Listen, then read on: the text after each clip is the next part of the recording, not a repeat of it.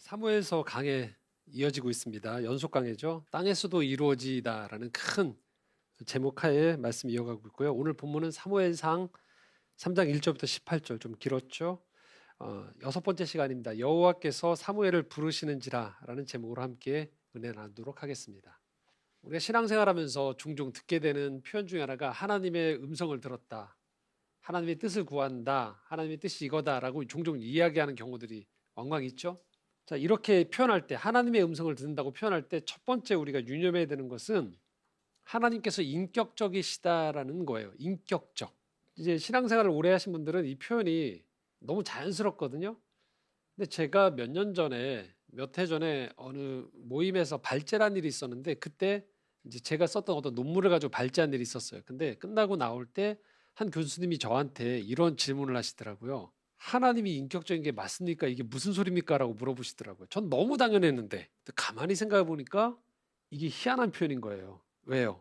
하나님은 신이시거든요. 그러니까 신격적이어야 되는데 우리가 인격적이다라는 표현을 신한테 붙인다는 게 이상했던 거예요. 그분 입장에서는. 그러니까 이런 신앙생활을 꾸준히 뭐 말씀 묵상 훈련을 하고 영성 훈련한 사람 입장에서는 하나님이 나에게 인격적으로 다가오셨습니다. 이 표현이 너무 자연스러운데 그런 걸 잘 안 접해 보신 분 입장에서는 신에게 인격이라는 표현을 붙이는 게 맞는가에 대해서 정중하게 저한테 물어보셨던 거예요. 그래서 한 번도 제가 그 생각을 안 했다가 이게 굉장한 하나님의 은혜구나.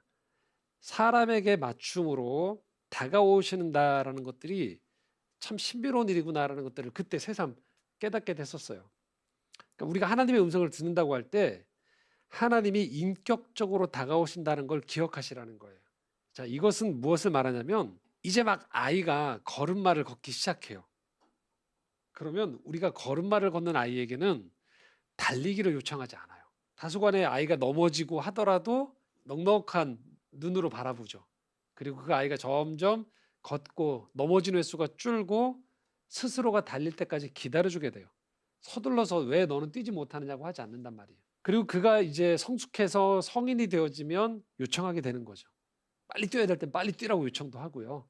좀 멈춰야 될 땐 멈추라고 얘기하고 분별하면서 그 사리에 맞게 행동할 것을 요청하는 거예요. 신앙생활에서 똑같은 거예요. 내가 막 이제 하나님을 알기 시작해요.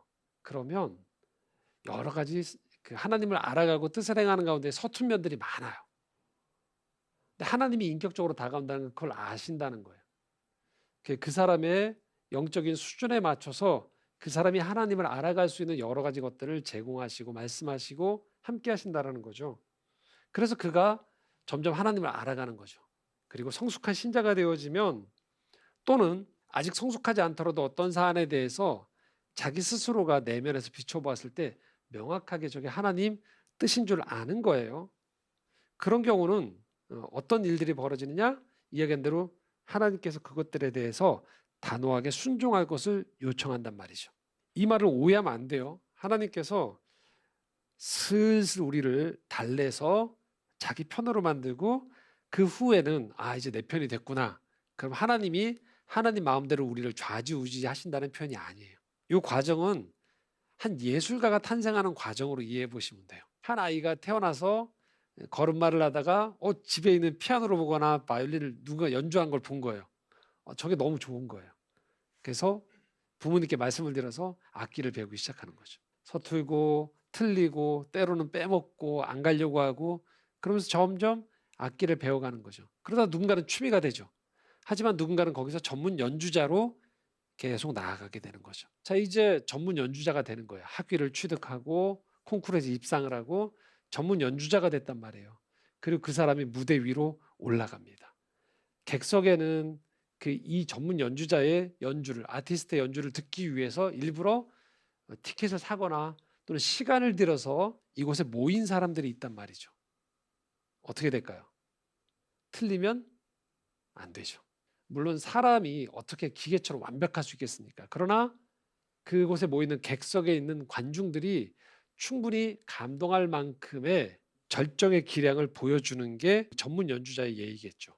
사람들의 기대치가 정확히 있는 거죠. 물론 전문 연주자들도 그 연주가 맞춰지고 무대 위에 내려오면 연습 과정에서는 틀리죠. 서툴기도 하죠. 항상 완벽하지 않죠. 허점을 보일 수 있죠. 그러나 다시 준비해서 무대 위에 섰을 때에는 모두가 100%는 아니지만 공감할 만한 완벽에 가까운 연주를 보여주게 되는 것들을 기대하는 것이죠. 이 과정하고 비슷해요. 하나님의 뜻을 찾아가고 알아간다는 것은 바로 이런 거예요. 연주에서 꿈나무와 전문가가 있고 일상의 삶과 연습의 삶과 무대 위의 삶이 교차하면서 살아가게 되거든요. 연주가들이. 마찬가지인 거예요. 우리 신앙생활에서도요. 내가 초신자일 때가 있고요.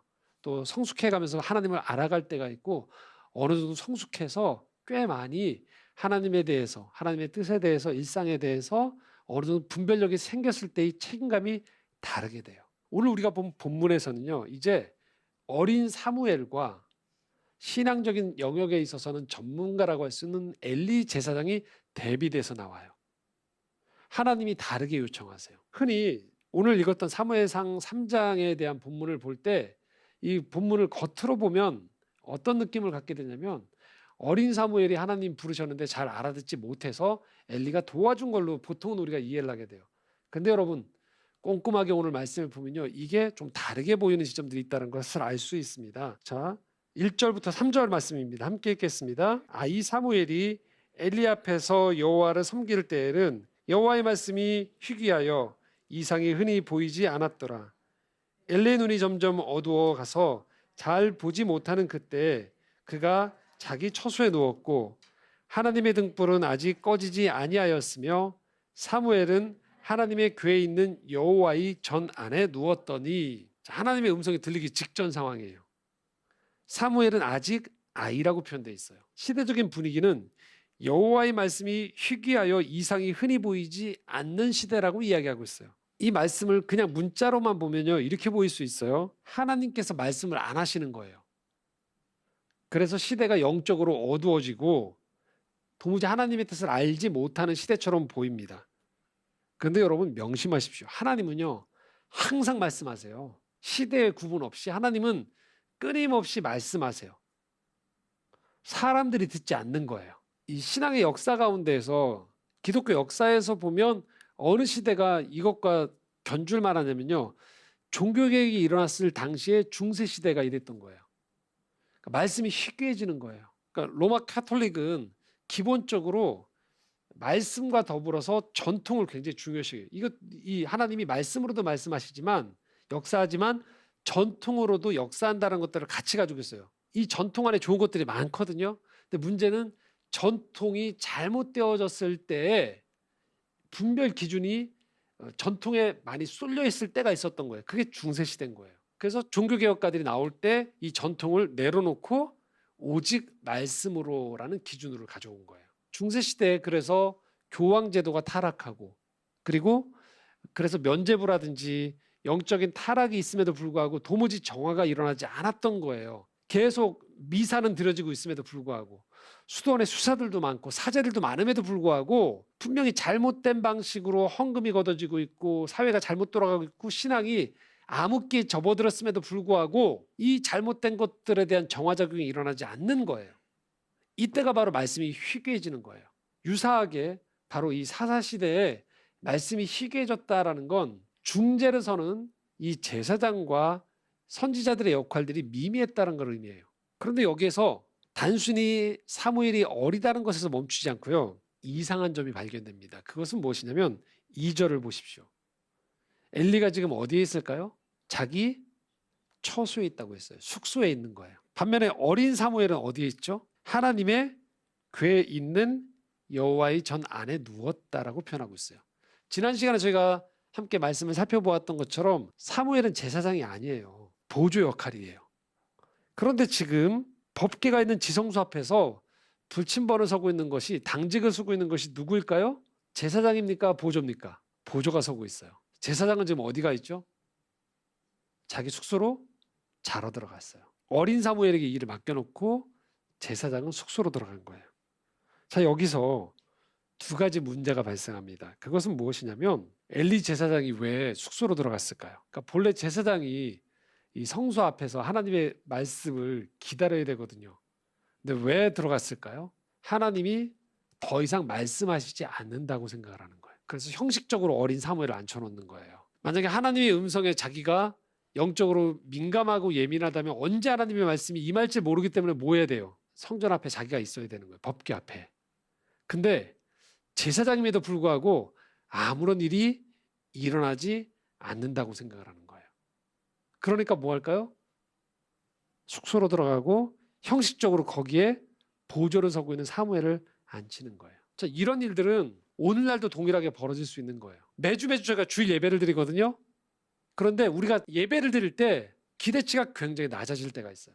그래서 설교를 통해서나 찬양을 드릴 때나 기도를 할 때나 아무런 감흥이 없는 거예요. 그래서 매주 예배를 드리면서 어떻게 할까요? 출석 도장을 찍는 듯이 그렇게 하는 거죠. 유교에서 제사를 드릴 때 사람들이 그것을 형식적으로 생각하고 기대감이 낮은 이유는 왜 그럴까요? 거기서 어떤 일도 벌어지지 않는 거예요. 단지 우리는 이 예식을 치르고 있다라고 생각하기 때문에 형식적으로 변하게 되는 거죠. 얼마든지 예배가 그렇게 변할 수 있죠. 우리가 다 경험해봤죠. 한 번씩은.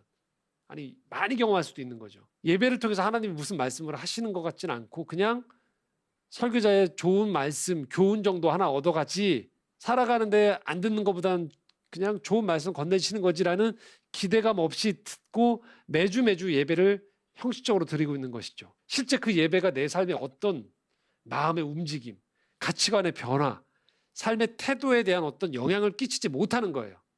그냥 와서 앉아 있는 거고 기대감 없는 회중으로 앉아 있는 거고 설교라는 설교자도 아무런 기대감 없이 설교를 하고 있는 거예요. 상호 간의 모종의 약속을 하고 있는 거예요. 우린 지금 종교적인 의식을 치르고 있다라고 하는 거죠.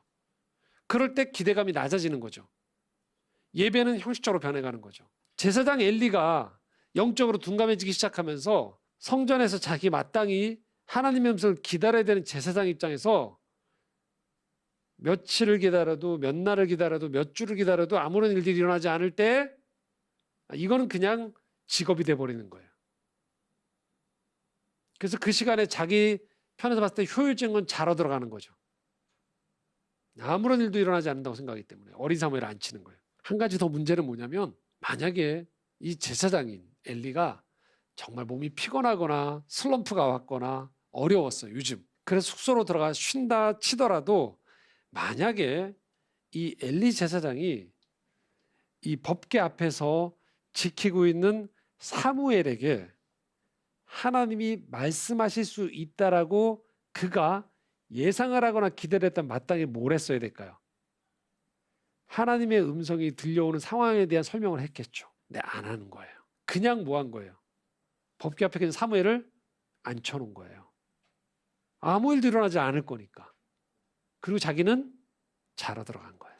그러다가 드디어 사건이 발생하는 거죠. 4절에서 7절입니다. 함께 읽겠습니다. 여호와께서 사무엘을 부르시는지라 그가 대답하되 내가 여기 있나이다 하고 엘리에게로 달려가서 이르되 당신이 나를 부르셨기로 내가 여기 있나이다 하니 그가 이르되 나는 부르지 아니하였으니 다시 누우라 하는지라 그가 가서 누웠더니 여호와께서 다시 사무엘을 부르시는지라 사무엘이 일어나 엘리에게로 가서 이르되 당신이 나를 부르셨기로 내가 여기 있나이다 하니 그가 대답하되 내 아들아 내가 부르지 아니하였으니 다시 누우라 하니라 사무엘이 아직 여호와를 알지 못하고 여호와의 말씀도 아직 그에게 나타나지 아니한 때라. 자, 7절을 보십시오.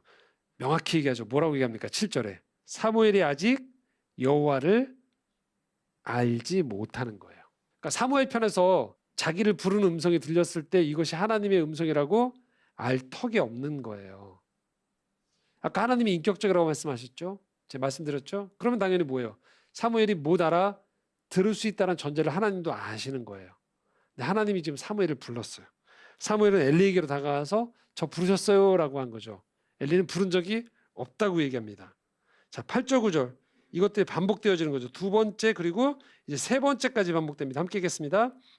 여호와께서 세 번째 사무엘을 부르시는지라 그가 일어나 엘리에게로 가서 이르되 당신이 나를 부르셨기로 내가 여기 있나이다 하니 엘리가 여호와께서 이 아이를 부르신 줄을 깨닫고 엘리가 사무엘에게 이르되 가서 누웠다가 그가 너를 부르시거든 내가 말하기를 여호와여 말씀하옵소서 주의 종이 듣겠나이다 하라 하니 이에 사무엘이 가서 자기 처소에 누우니라.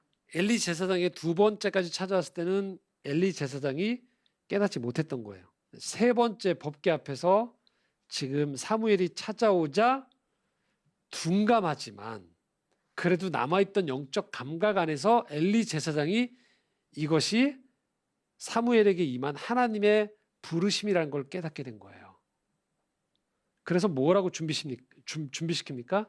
이제 한 번 더 음성이 들리게 되거든. 주의 종이 여호와여 말씀하옵소서 주의 종이 듣겠나이다라고 그 부르시는 분이 여호와임을 알고 응답하라고 가르치는 거예요. 이걸 진작에 가르쳤어야 되는 거예요. 근데 가르치지 않았던 거예요. 그리고 더 중요한 것은 뭐냐면 이 음성은 본래 엘리가 들어야 되는 음성인 거예요. 이제 사무엘이 지침을 받고 응답하게 됩니다. 10절입니다. 함께 읽겠습니다. 여호와께서 임하여 서서 전과 같이 사무엘아 사무엘아 부르시는지라 사무엘이 이르되 말씀하옵소서 주의 종이 듣겠나이다 하니 엘리가 하라는 대로 한 거예요. 말씀하옵소서 주의 종이 듣겠나이다 라고. 이제 엘리가 가르쳐줬기 때문에 할 수 있는 거예요. 그러면 우리가 생각할 때 하나님이 사무엘에게 용건이 있으신 거예요. 그러면 사무엘을 부르셨잖아요 지금. 그럼 마땅히 어떤 얘기를 사무엘에게 해줘야 될까요? 사무엘의 미래에 대해서 얘기해 주셔야 돼요. 사무엘아 너는 앞으로 어떻게 될 거다 라든지 사무엘에 대해서 어려서부터 네가 성전에 있었으니까 외롭지부터 시작해서 사무엘에 대한 얘기를 해야 되거든요.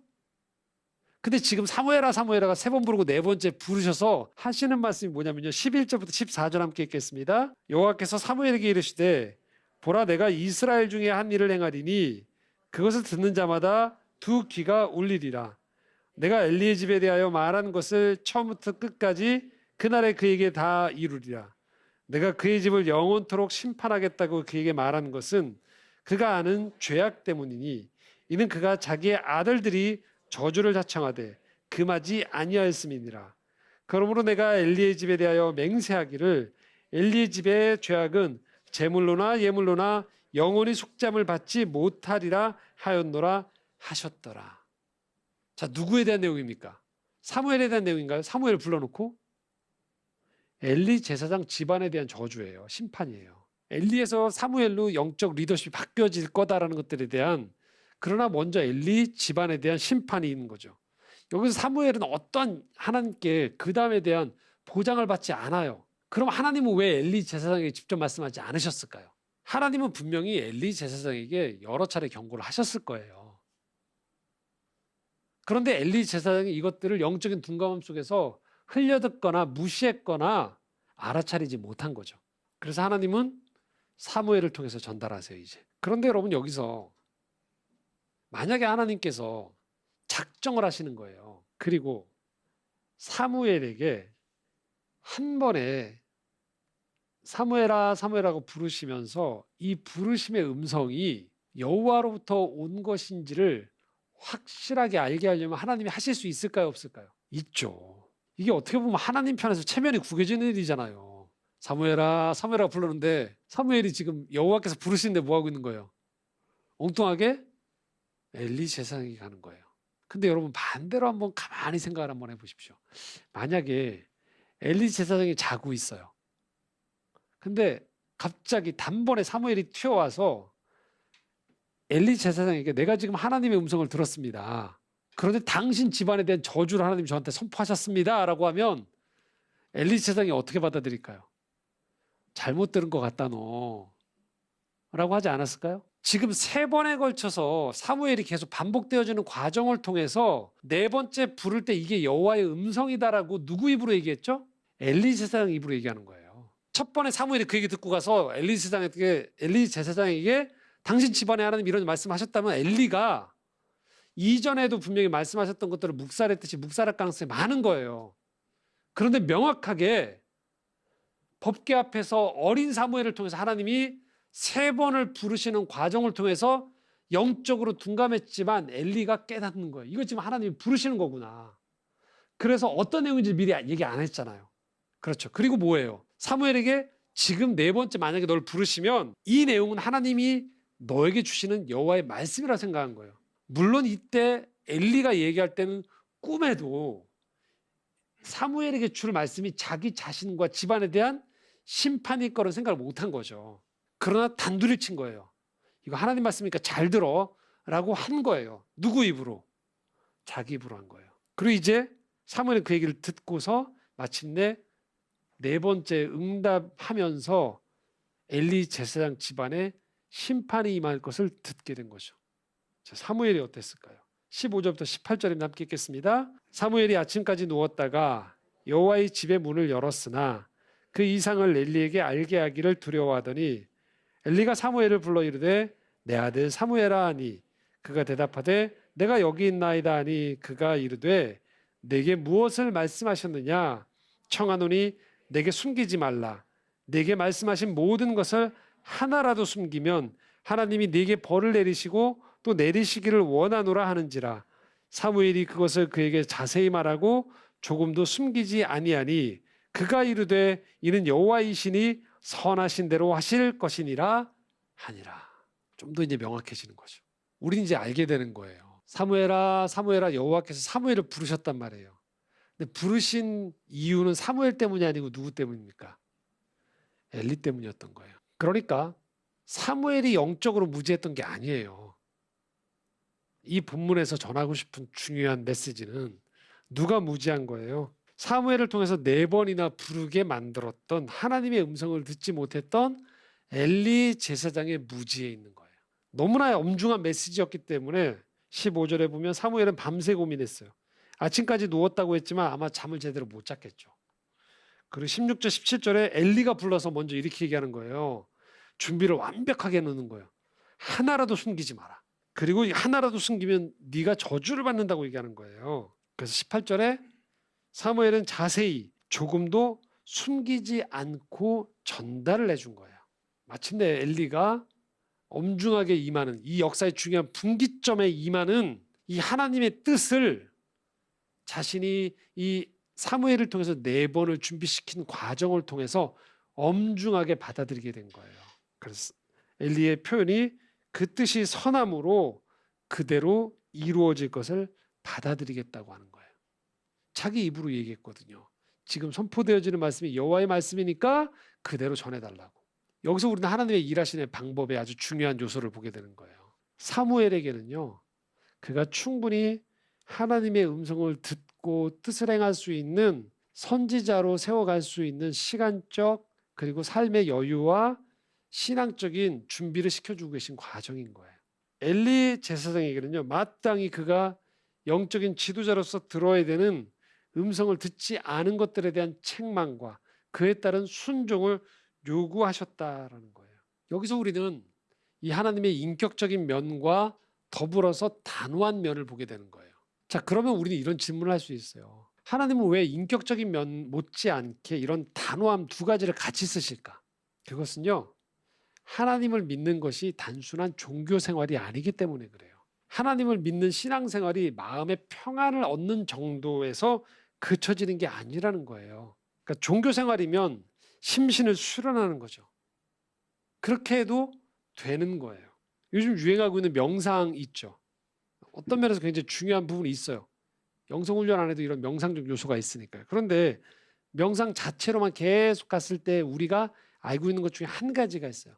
명상을 통해서 마음의 심신의 안정을 취할 때 없는 게 있어요. 뭐가 없을까요? 그 명상에는 회개가 없어요. 내 근심을 내려놓는 것까지예요.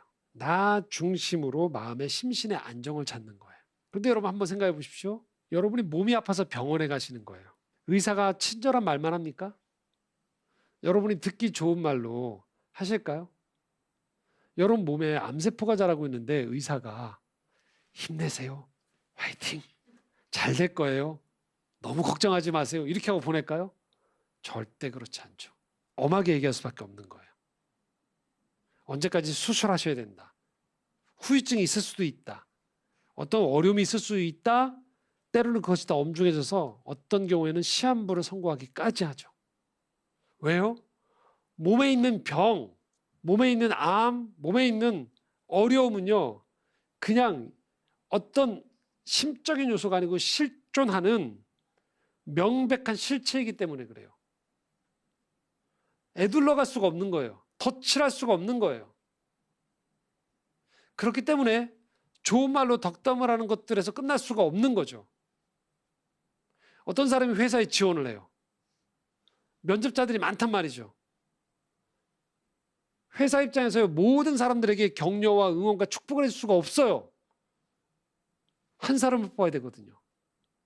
그 자리는 뽑아야 될 한 사람, 한 사람의 TO에 맞는 사람을 뽑는 엄중한 자리인 거예요. 우리의 삶 가운데에서 하나님의 인격적으로 다가오심과 동시에 엘리에게 임했던 이 엄중한 말씀이 또한 임할 수 있는 것들에 대한 내 수준에 맞는 것들을 우리가 염두에 두는 이유가 왜 그럴까요? 하나님의 관심은 그냥 내 마음의 평안에만 머물지 않기 때문에 그래요. 나라는 사람이 이 현실 세계 속에 살아가면서 내가 맺고 있는 관계, 내가 하고 있는 일, 내가 살아가고 있는 시대, 어떤 영역에 대해서 그곳이 하나님 나라가 되어지기를 원하고 내가 그곳에서 어떤 역할을 감당하기 원하는 거예요. 그렇기 때문에 하나님은 나를 위로하시고 치유하시고 회복시켜 주시지만 명백하게 내가 게으르고 이기적이고 내가 무지할 때는 하나님은 나에게 말씀하세요. 단호하게.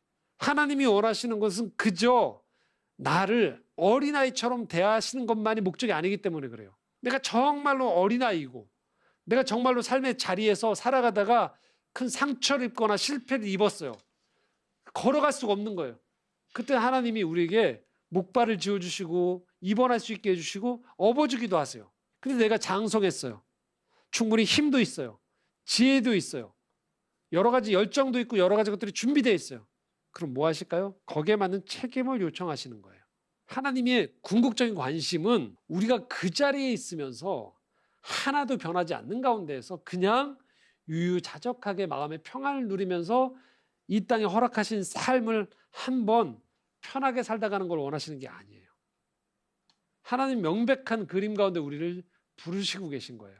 데살로니가전서 5장 23절 24절 함께 읽겠습니다. 평강의 하나님이 친히 너희를 온전히 거룩하게 하시고 또 너희의 온 영과 혼과 몸이 우리 주 예수 그리스도께서 강림하실 때 흠없게 보존되기를 원하노라.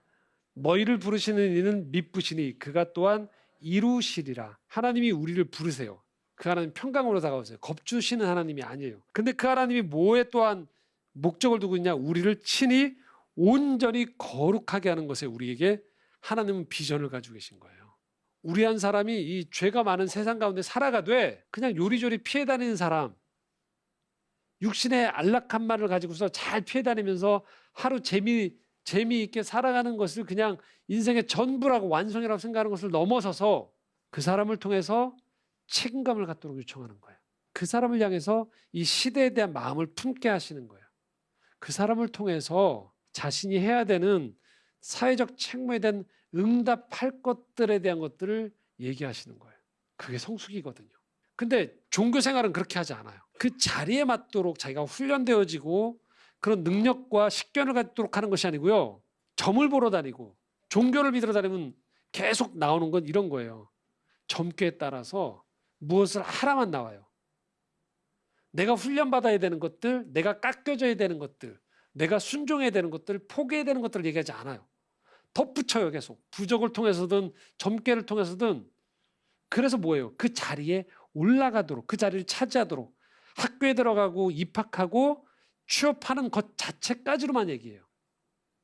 거기서 어떤 사람으로 내가 살아가는지를 전혀 신경 쓰지 않는 거죠. 어떤 면에서는 지금 한국 사회에서 한국 교회가 많은 비난을 받기도 하고 크리스찬이 많다고 하는데도 불구하고 우리가 사회의 영역이 줄어드는 이유 중에 하나가 무엇이냐? 우리의 기도가 그냥 자리를 얻는데, 학교에 들어가는데, 무엇을 차지하는 데까지로만 관심을 기울이는 종교적인 언어로 우리의 기도가 함몰되어 있는 것은 아닌지를 돌아봐야 되는 거예요.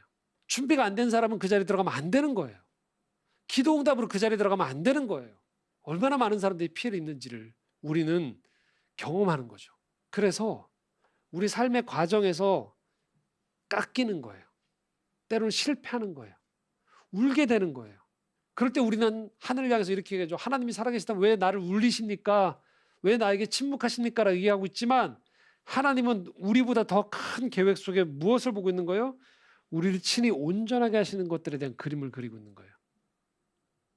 그 우리란 사람이 하나님의 인도하심을 따라서 직장에 들어가든 어떤 사회에 들어가든 가정을 꾸리든 무엇이 됐든 거기에서 아무것도 할 줄 모르는 자기만 아는 어린아이 같은 철부지로 우리를 두지 않으려고 하시는 거예요.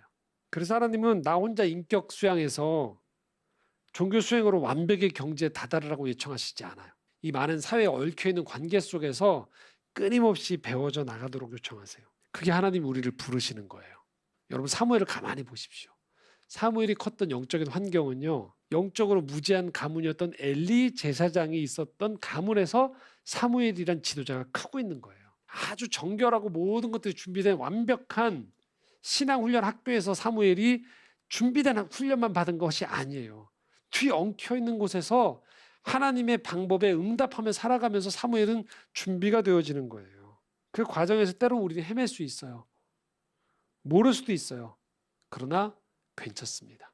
평강의 하나님이 우리에게 찾아오시는 거예요. 그래서 두려워하실 필요가 없어요. 우리가 하나님의 뜻, 하나님의 음성을 얘기하면 자꾸 우리도 모르게 객관식으로만 생각을 해요. 이미 정해진 답이 있다라고 생각해요. 근데 하나님은 오히려 하나님의 뜻으로 우리를 인도하실 때요, 주관식 서술형일 가능성이 훨씬 많아요. 인생에서 그런 경우들이 훨씬 많아요. 명백하게 객관식처럼 아닌 것들, 하지 말아야 되는 것들, 해야 되는 것도 있지만 훨씬 우리 삶에는요 서술식이 많아요. 이건 뭘 의미하느냐? 내가 실력이 좋아지면 좋아질수록 글이 좋아지는 거예요.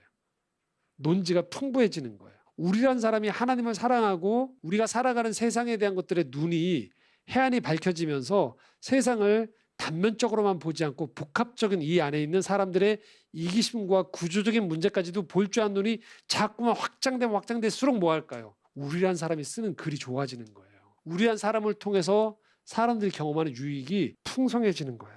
그렇기 때문에 우리는 우리가 걸음마를 걷는 하나님을 알아가는 이 초보 시절부터 평안하게 주님을 따라가는 거예요.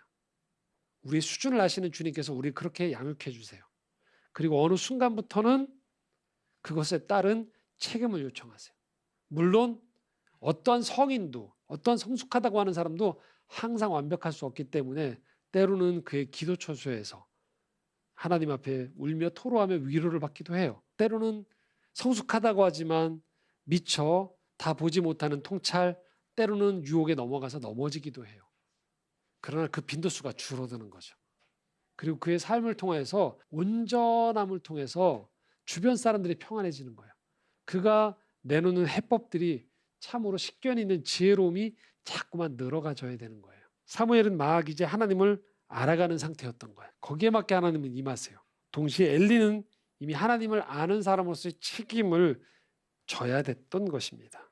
기억하시기 바랍니다. 하나님은 오늘도 우리를 부르세요. 사무엘에게는 사무엘의 방법과 속도로, 엘리에게는 엘리에게 맞는 방법과 속도로 하나님은 임하고 계신다라는 겁니다. 그렇게 우리를 부르시는 거예요. 내 삶에서 하나님은 내 인격을, 또 세상에서의 내가 해야 될 소명의 자리를 계속 부르시고 다듬어 주시고 인도하시는 겁니다. 그래서 내 삶에 서 있는 그 자리를 통해서 하나님 나라를 드러내도록 인도하신다라는 겁니다. 바라기는 한 주간 살아가시면서 하나님이 사무엘을 부르셨, 엘리에게 말씀하셨듯 하나님 내 삶에도 지금 말씀하시는구나라는 것들을 기억하시면서 한 주간 하나님 제게 어떤 것을 지금 원하십니까? 하나님 제가 할 수 있는 것이 무엇일까요? 하지 말아야 될 것은 무엇일까요? 하나님 저를 어떻게 보고 계십니까? 묻고 기도하고 응답하며 그렇게 주님과 동행하는 믿음의 한 주가 되시기를 소망합니다. 기도하겠습니다. 하나님, 우리를 부르시는 아버지가 하나님이심을 말씀을 통하여 봅니다. 오늘도 하나님은 우리를 부르고 계십니다. 우리를 통하여서 거룩함, 온전함, 또 하나님 나라의 비전을 이루어가고 계심을 믿습니다. 주님 듣게 하소서. 주님 순종하게 하소서. 주님 따르게 하여 주시옵소서. 예수 그리스도 이름으로 기도드리옵나이다. 아멘.